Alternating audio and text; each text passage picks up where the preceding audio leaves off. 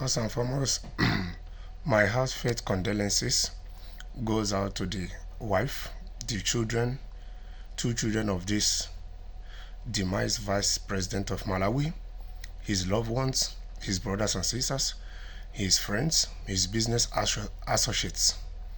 Truth be told, sometimes your profile can even intimidate your oppositions without you knowing it. I just hope that at the end of the day, it is not that the death of this vice president and these other 8 or 9 people that were also involved.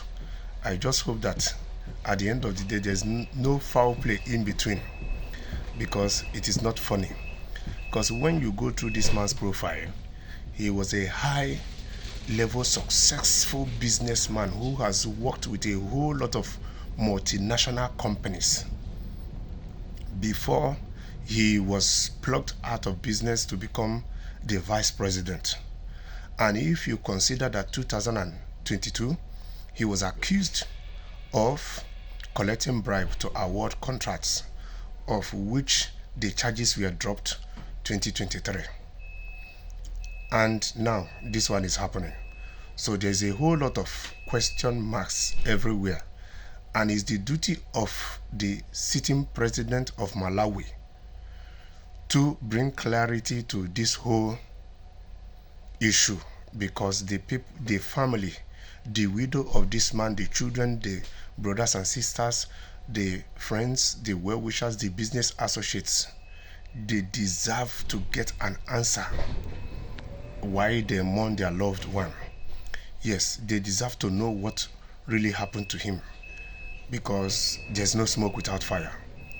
This my 2 cents on this. Now I will read a bit of his profile, so if you think deep into this whole thing, you'll begin to understand why I'm saying that there could be something fishy there, because there's a saying that there's no smoke without fire. Malawi's Vice President Salusi Chilima has died at the age of 51 after a military aircraft he was flying in crashed in a forest in the north of the country. He had been vice president for 10 years, initially under former President Peter Mutharika, who picked him from the business sector for the second most senior post in government.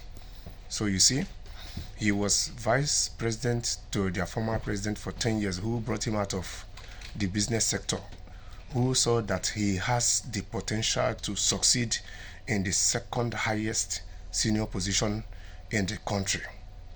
And now he was equally chosen as this for the second most high post in the country. So that is to show you that at 51 he served as the second most senior post in the country from 41, when he was 41 for 10 years, and now he's 51, and he's still the vice president for the second time. It was described as a performer and workaholic. So you see, there's a whole lot of questions, because this man is said to be a performer, an achiever, a workaholic. So that is why I'm saying that this is not very clear, compared to that 2022 he was accused of collecting bribe or collecting money to award contracts, and the charges was dropped last year, and now this.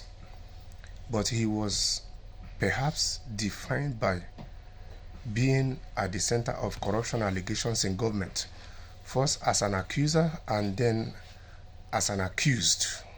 So he was first the accuser, and then he later became the accused. Before Dr. Chilimas became vice president in 2014, he was managing director of the country's leading telecommunications firm, Airtel Malawi, the first Malawian to head the organization. So he was the first Malawian to head Airtel Telecommunications in Malawi, before he was chosen 2014 to become the vice president, which he became for 10 years. So at the age of 41, this man was already doing well for himself by being the first Malawian to lead Airtel Malawi, before he was chosen by the former president at the age of 41 to become his vice, of which he was the vice for 10 good years before the new president came in and probably find him fit based on his performance and all that, and still chose him. Mr. Matakwiri had reportedly said he was partnering with a reliable and productive person. So you see, the former president said he is reliable and productive. That's why he pulled him out of the business sector where he was performing very well to become his vice. But 4 years later, Dr. Chilima fell out with the president, accusing the government of not doing enough to fight corruption and protecting some people. So you see, he's equally an outspoken person. 4 years after the former president chose him as the president, he fell out with him by accusing him for not doing enough to fight corruption and protecting some people. So you see, he's a man that has the interests of his people at heart. That is why he fell out with his boss, accusing his boss that he's not doing enough when it comes to fighting corruption and protecting some people. Under Malawian law, the president cannot fire the vice president. So you see, this particular point alone is also another point.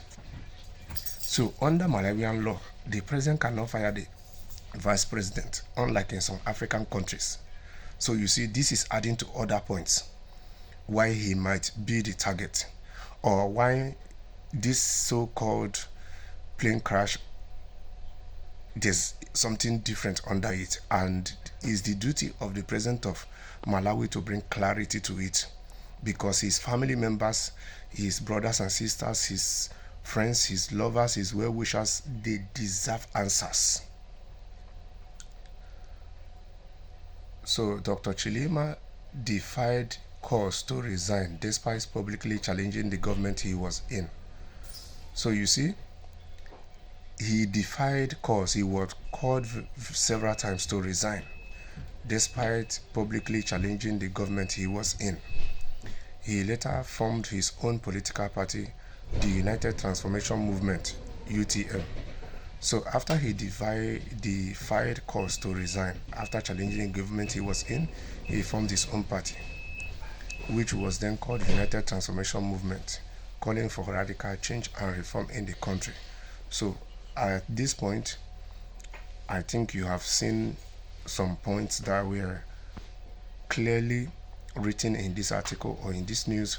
So that is to say that there's a whole lot of clarity that the sitting president of Malawi owed to this family, to his loved ones, business associates, brothers, sisters, and they have to do it.